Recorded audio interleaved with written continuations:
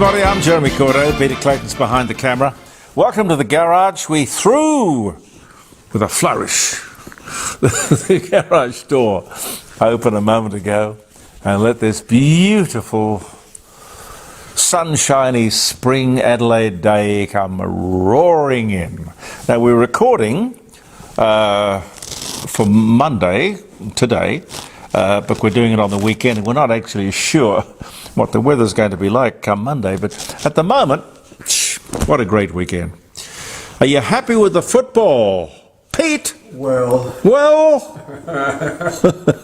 Oh, you want to know about tonight before you get happy. Well, yes, well, that's Port. Saturday, tonight. Port and GWS. Greater Western Sydney. Yes. That's interesting. Yes. I don't know anything about football, but didn't Port knock off GWS in round big time? 2, yes, but things have changed. How seriously do you take this? Well, I love it. But do you go down and wave and... No, I watch the TV. I do shout at the television sometimes. Don't we all? God, there's enough to shout about. And what did you say to me just before we came in, that the yes vote is spending $20 million in the next 4 weeks? Yes. On advertising. On advertising to try and persuade you and me to... Try and bully. Well, I don't know that bully. I mean, no, they've got one shot in the locker, and that is they have to persuade us, and they don't have logic. I don't think they have truth, and they certainly don't have... Oh, I don't know what I'd call it. Pragmatism. You know, simple little things like, if in doubt, don't. And that goes for crossing the road, let alone giving away. Well, we don't own our country anymore. The Aboriginals have 55% of the mainland of Australia, so we can't say we own Australia. And I don't know what they do with it or what they do with their title, but they clearly want more. Ah, lordy, lordy, lordy. Let us not give away our country. I see Kamal here. Kamal says he won't be voting yes. He will definitely be voting no in the upcoming referendum.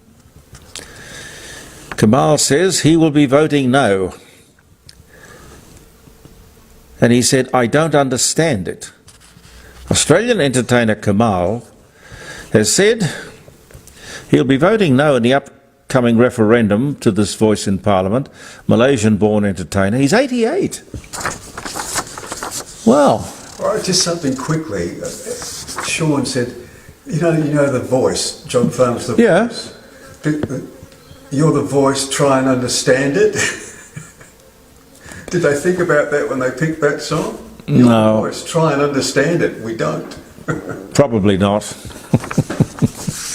Probably not. Anyway, he rose to fame in Australia. This is Kamal.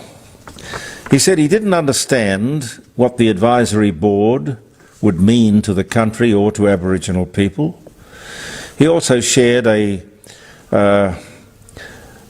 well, he was not in favour of John Farnham using the song You're the Voice as the soundtrack for the Yes campaign. Oh, I see, he's gone down here and he's changed the lyrics to be the lyrics to You're the Voice, but he's changed them to a less than complimentary and perhaps more condemning of the whole bloody thing. Anyway, be that as it may, it is interesting. I'd sing as I'm on the subject. I'll read you this. Australia's first major native title claim of a large urban area. This is a claim over Redlands Coast near Brisbane. It says here, This casts doubt on the ownership of urban public spaces and amenities across Australia. God, we don't want that. I mean, we want one country, one people to enjoy everything equally. What's the problem?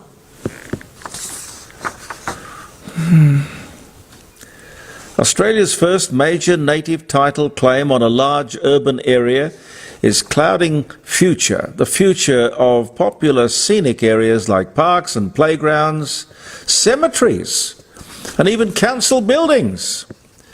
The claim could interfere with native titles on approximately 3,500 council-owned or managed properties in the Redlands Coast area southeast of Brisbane, which is home to more than 165,000 people who didn't even know their ownership of land was in jeopardy.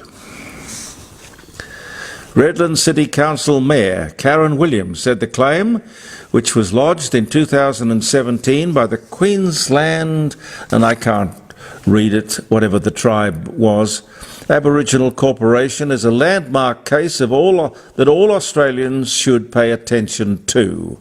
It is the first time that such a title claim has been made over an urban area in such quantity, she told the Daily Mail on Thursday.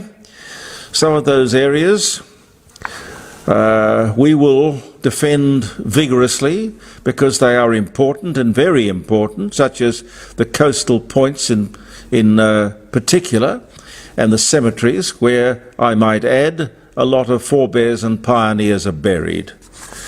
Now look, we should not be going down this divisive, annoying, non-productive, aggravating track. We shouldn't. Let's talk more about it. We'll have an opportunity at the end of the week on Friday with our live streaming show, jeremycordo.com. And we're getting more and more calls. We certainly had more calls last Friday because you've got to find us. That's the truth. You've got to find us. And that's okay. This nutty government's obsession with renewables I wanted to bring up, we touched on it on Friday. You know, 80% of power must come from renewables by 2030. Now, 2030 is not far away. Well, there is a little problem with regard to this. A little problem. A little problem in the form of the farmers and the rural landowners in regional Australia of this country. They don't want a bar of those awful transmission towers devaluing their land. So they've simply, as we were saying on Friday, locked the gates. A lot of them did that when people were running around fracking. Well, the fracking was a problem, but, well, to some people it was a money box, but to others it was an annoyance, an intrusion. And if you own the land, you deserve to be able to lock the gate. Well, can you imagine these huge transmission towers? And God knows what the consequences of that would be. By consequences, I mean you've got high voltage electricity flowing through these things.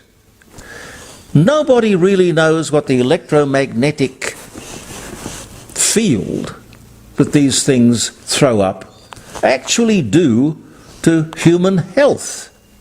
I can understand a farmer saying, no, I don't want them on my land, I don't want the intrusion, and I don't want your, I mean, the funniest thing, apparently they walked in to a lot of these people. These are, you know, substantial fourth, fifth generation farming families, and they handed this bloke, the farmer, a $50, oh no, not to be, I exaggerate, a $500 cash voucher so they could come in and survey the land and get the construction of these towers up and running. Can you imagine? I mean, the farmer just went into the other room, got his shotgun, came back and said, "Get off my property! God bless you, sir. Perfectly right." But you see, the problem the government has got is that there is no way that the government is going to get those tens of thousands of kilometres of high-tension wire in place in time. It's not going to happen. And just think for a second of all that expense and dislocation. And then you think to yourself, what is the problem they are trying to fix with tens of billions of dollars? What is the problem? The problem is our 1.3% contribution to global emissions. Can you imagine anyone in his right mind going down that track for that goal, for that reason? These people must be seriously mad. Truly, truly mad. They need the green vote. Well, okay, they need the green vote, but I tell you what, this is a one-term Albanese government. Because we are not going to suffer not being able to turn on our air conditioning or our heating simply because of the ideological goals, passions, fixations, obsessions of this government. We do not have a problem significantly important to actually interfere with people and their prosperity and their comfort, not to speak of their cost of living. It is a joke. I just wish we had an opposition that could be a little more vocal. And I was talking to you also on Friday about the collapse of so many construction industries, and I heard this morning, well, I said to you on Friday that I really didn't know how anybody could possibly deal with a construction company with any confidence. They're falling over far, far too quickly, far too frequently. Some of them very big. So how could you possibly secure yourself against a default or a bankruptcy? Very difficult. My advice was to just go and talk to a lawyer. But I heard something very interesting this morning, and that is that there are a couple of companies forming themselves into a sort of a collective that will research the bona fides and the balance sheet, I suppose, of all of the prominent construction companies in Australia. And I'll follow this through and get some details for you, but it means that you can go to one central phone number and say, look, I am thinking of doing business with John Smith Constructions. Could you tell me how solid they are? Are they okay to deal with? And apparently they are going to research construction companies to the point where they can give you a bona fide, I don't know whether it'll be a certificate or just advice, but it'll be something to go on that'll tell you who to avoid and who is pretty good to deal with. We also mentioned in our show on Friday, the dog and pony show that our Premier is taking off to China. 40 delegates! 40 delegates! God knows what that's going to cost. And I just hope that there will be, and if you are a fan of or a listener to the Court of Public Opinion, please feel comfortable that I will follow it through, and we will have at the end of the day an accounting as to exactly what benefit there was in this plane load, or was it, I guess it would be one plane load of people, accommodation, meals, travel, first class, I would imagine, first class, for 40 people would cost a fortune. So we will be following through and asking what was the benefit to South Australia and South Australians. Here's a fun fact. Australia's population is growing at a staggering $2,000, I do equate it to money because it is money, 2,000 people a day. 2,000 people a day. I don't know if that is staggering or alarming, but I do know that it is not sustainable. No thought by this government as to where these people will work, or more importantly, live. The government is irresponsible not to have a simple, published population policy based on what is good for the country. I've yet to see it.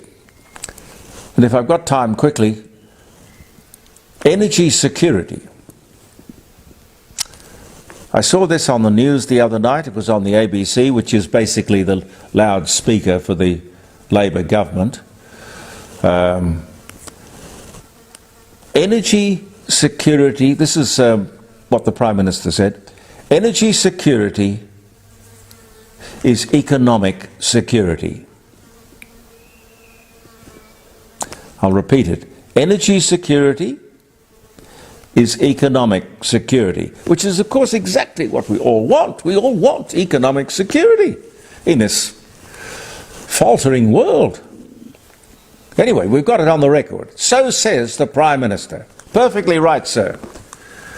With our energy resources, Prime Minister, we should have the most energy secure country in the world. So what is it that you don't get? What is it? You know, without being frivolous, you remind me of the guy, and I don't know whether this was a true story, apocryphal legend, or what. You may have heard the story. The guy who stole a tanker. He took it for a joyride into the desert, where it promptly boiled its radiator and broke down.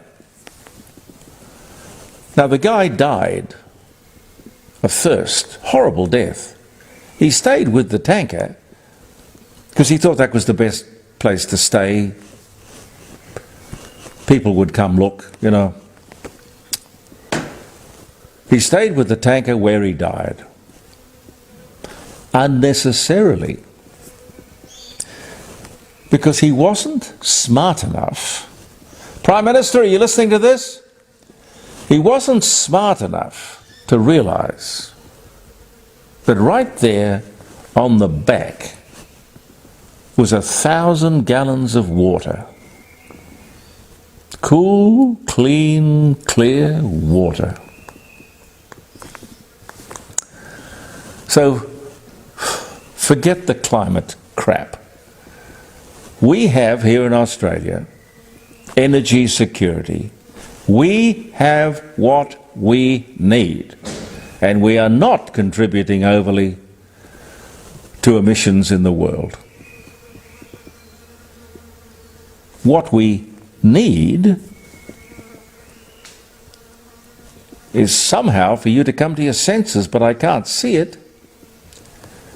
We don't need your alternative energy policies because they don't work.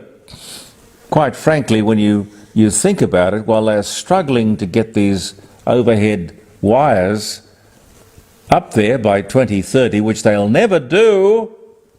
If I know anything about farmers, it'll never happen. You cannot turn off the dependable, reliable, coal-fired power base until you've got your alternatives up in the air, which won't happen.